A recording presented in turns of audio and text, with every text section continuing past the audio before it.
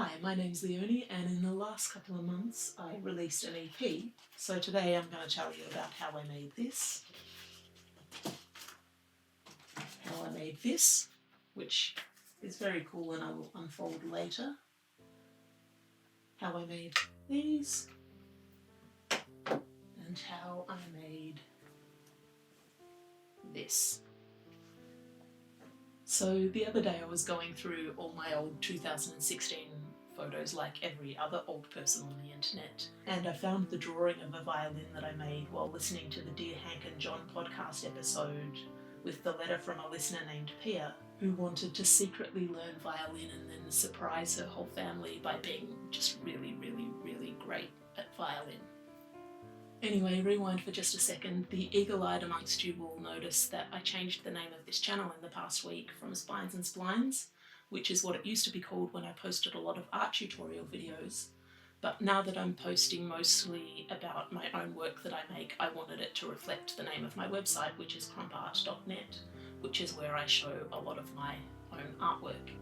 And I had another channel that I started way back in 2006 where I posted a lot of the animation videos that I made for university back then, and that was called Crumpart. So I wanted to move that name to this channel. And I've changed the name of my other channel to Hot Pink Halo, which is the name of my band, which is technically just me, I'm the whole band. And that is where I post a lot of my music stuff now, which I started kind of secretly doing in 2019, a bit like Pia from Hank and John secretly learning violin.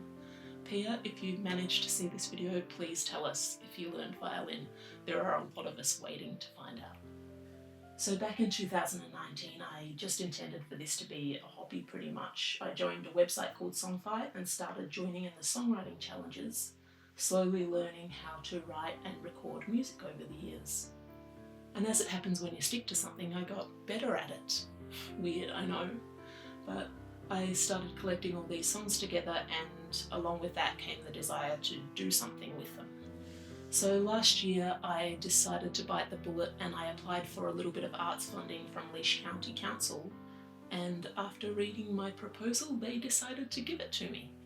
So the funding that I got from the council was to cover the mastering of the EP, which is called Looking at You by Hot Pink Halo, and it was also to produce the artwork that I made to go with the EP. So the plan was to re-record 5 of the songs that I'd written over the past 5 or 6 years and release them all together, and they're loosely themed around the idea of space. I had previously released a few singles, if you count throwing a track up on DistroKid and then doing absolutely nothing to promote it, releasing. But this time I wanted to put in a bit more effort and have people actually listen to the music. So before I get into talking about all the merch and stuff that I made for this EP myself, I would like to make one ask of you, and that is to listen to my EP Looking at You by Hot Pink Halo, and then fill out a short survey on my site about what you heard.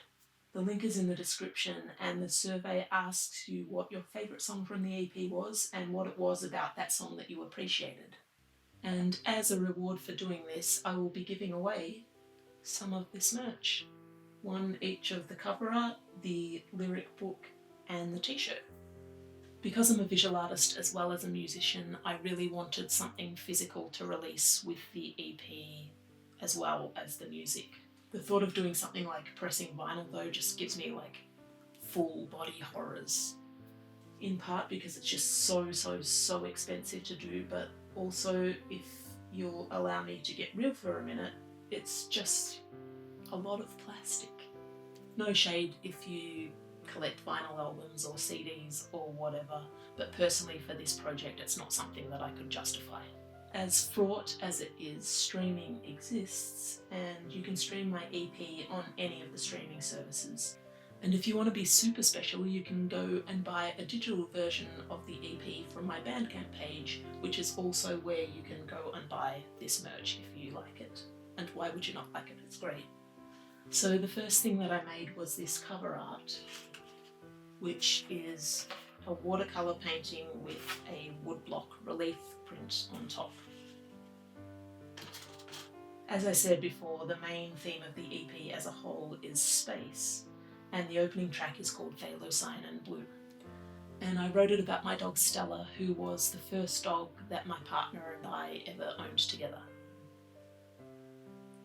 We adopted Stella in the early 2000s and she was just the best. She was so smart and loving and everything that you want a dog to be.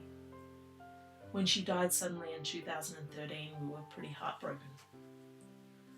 And one night, not long after, I was walking home at night and I looked up and I saw the constellation Canis Major right in front of me. Canis Major is home to the brightest star in our sky, Sirius, which is the star that we call the dog star. I'm not a superstitious person for the most part, but I do love stories, and it felt like the constellation was Stella watching over me, making sure I was okay. Fast forward 5 years and I'm living on the other side of the world in Dublin, Ireland. There's a point 6 months into a big move like that where the newness and the excitement wears off and you're hit with peak culture shock is the main way to phrase it. And if you've never experienced culture shock before, it's unlike anything that you imagine it will be. You feel so lost and so alone and emotional in just the worst way. The people back home who you miss don't talk to you so much anymore for whatever reason, and it's really hard as an adult to make new friends in a new place. One of the things that really hit me hard was that the night sky was just so different. I didn't recognise any of the constellations and nothing really felt like home. But then late one winter night I was outside and I saw it. Orion, upside down from what I knew back in Australia, but still Orion, and next to him his dog, Canis Major, Sirius. And once more it felt like Stella was there watching over me, making sure that I was okay. And then fast forward a little bit more in time and I wrote this song, Laois and Blue, about finding Stella in the sky. So I found this photo of Stella sitting in my garage print studio back in Australia, guarding and surveying the world. And I realised that it had to be the cover of the album. So I hand-painted the watercolour hot pink halo and then I carved Stella on a wood block and printed her in front of it, using the obvious ink colour choice, of course, Laois and Blue. And the other thing that I wanted to make to go with the EP was a little artist book with lyrics in it.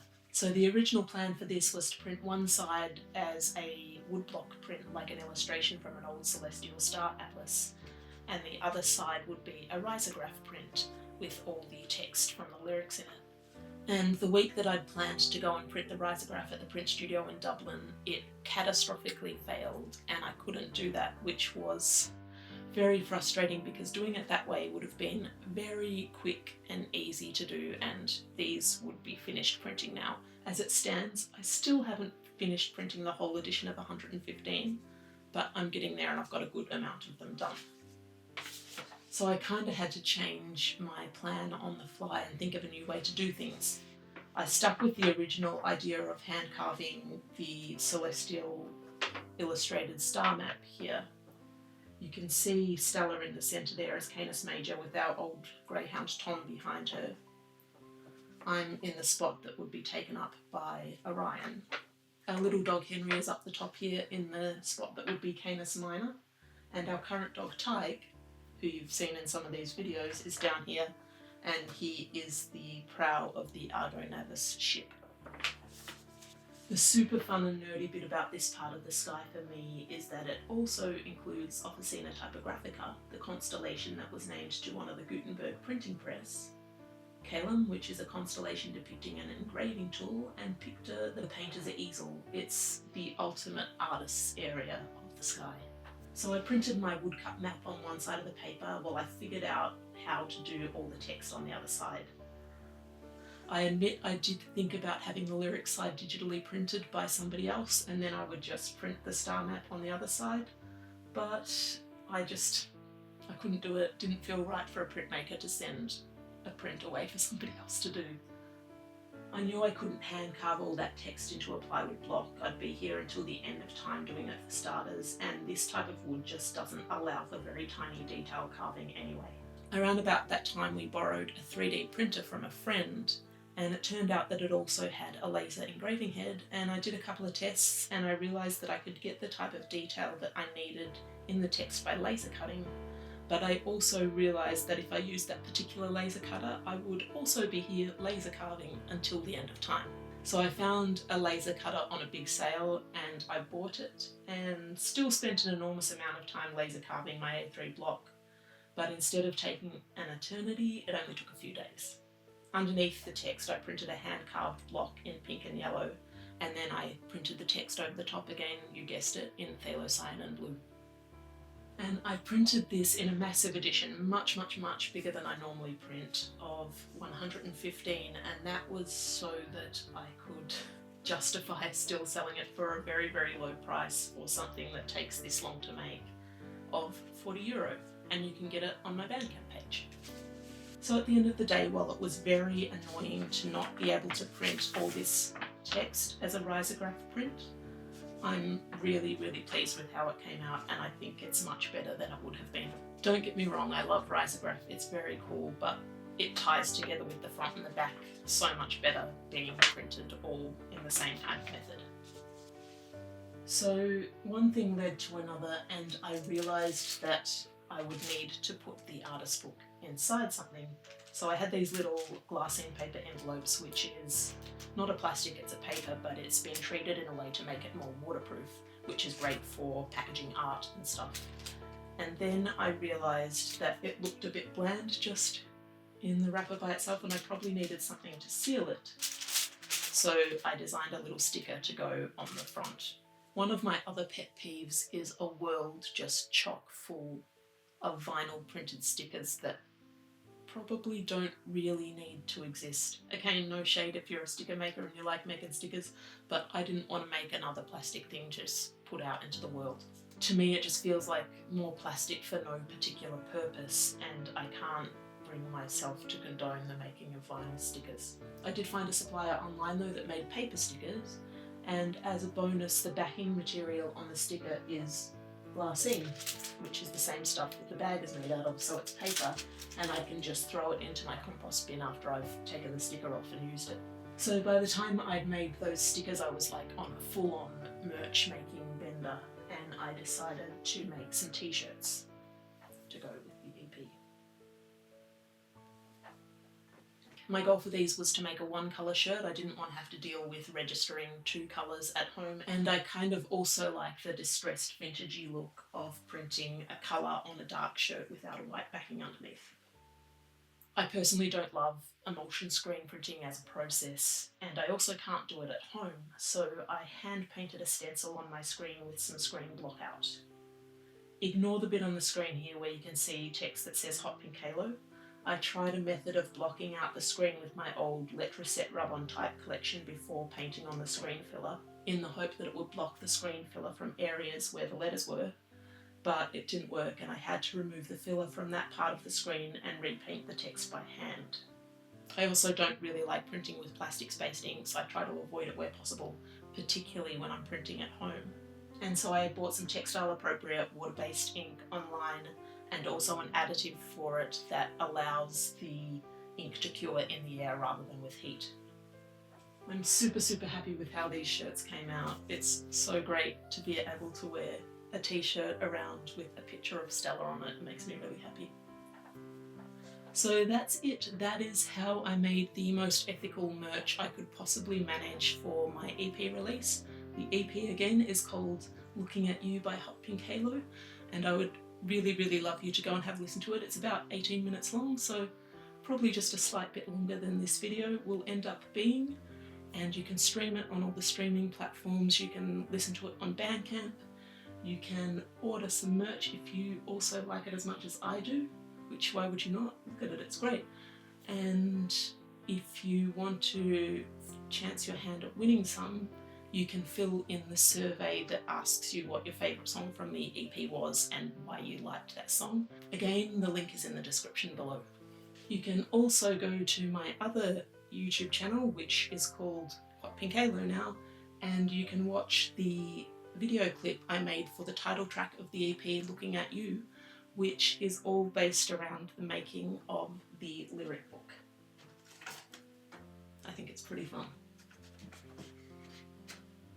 Thank you so much for watching. Thank you in advance for going and listening to the EP and filling out the survey. Please like, subscribe and comment if you enjoyed this video.